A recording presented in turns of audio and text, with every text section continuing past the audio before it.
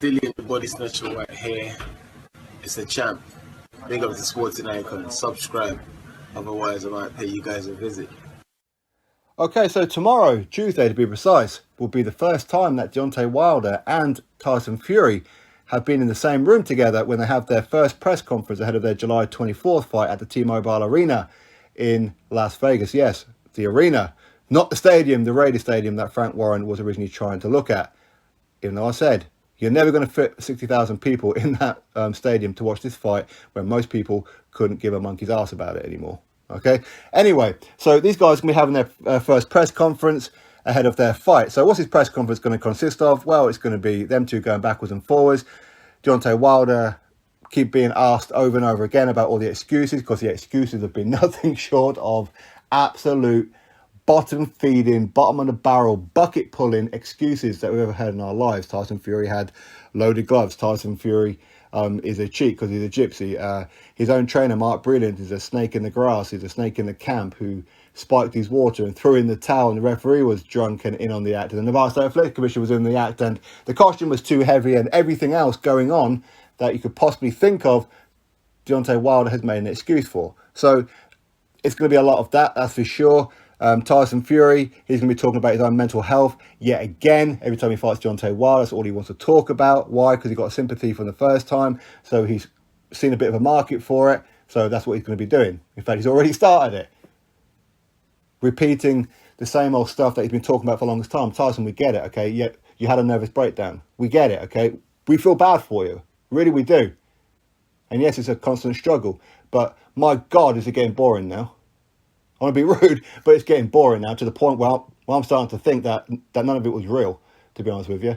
But anyway, what can you do? But ultimately, what's going to happen is they're probably going to have like a shoving and a slagging match. Then Deontay Wilder's little gimp brother, Marcellus, bring on the gimp Wilder, or Prinkle Chin. He's probably going to get on the stage there and try and start some kind of pushing and shoving himself, and then quickly run to the back of the room like he'd done the last time out. In fact, although maybe he may get in the face of Frank Warren again. So get your hands off my bro. Get your hands off my bro. Remember old Marcellus Wilder doing that with his little schoolboy backpack on?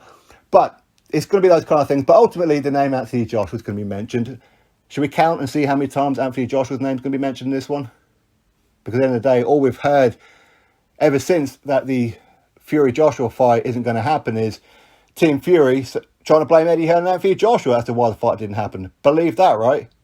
But yet, really, it's pretty obvious as to whose fault it is why the Fury-Joshua fight isn't happening. And no, Fury fans, I'm not going to buy into that little narrative. You guys can lie to yourself as much as you want, but don't lie to me.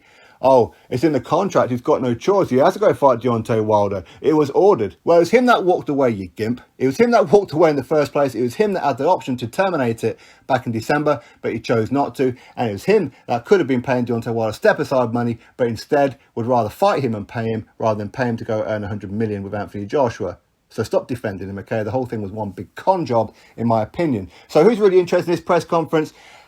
Well, to be honest with you, it's going to be entertaining. The first one, but the second one and the third one and the fifth press conference, however many press conferences that they actually have, because they're going to need all the help they could possibly get to try and hype this fight. Let's be honest with you. So it depends what happens in this first press conference as to whether or not I'll be watching any future ones, okay? Because as I said, I've just told you how this press conference is going to go, okay? And trust me, it ain't going to be no different. The only possibility is Fury ain't going to say much, Wilder ain't going to say much. And it would just be disappointing. But trust me, they'll both be under instructions. You to sell this fight, much like your last 15 months worth of lies, you need to sell it as much as you possibly can. Anyway, I'm doing this video just to let you all know there's going to be a press conference tomorrow ahead of their July the 24th fight at the T-Mobile Arena. As I said, not the stadium, but the arena, where they'll probably end up having to give away a lot of tickets, like they usually do with Deontay Wilder fights. That's true, that. Old Ticket Mania. They're big up on that one. Anyway, drop your thoughts below. Quick thumbs up, subscribe. Catch you on the next video.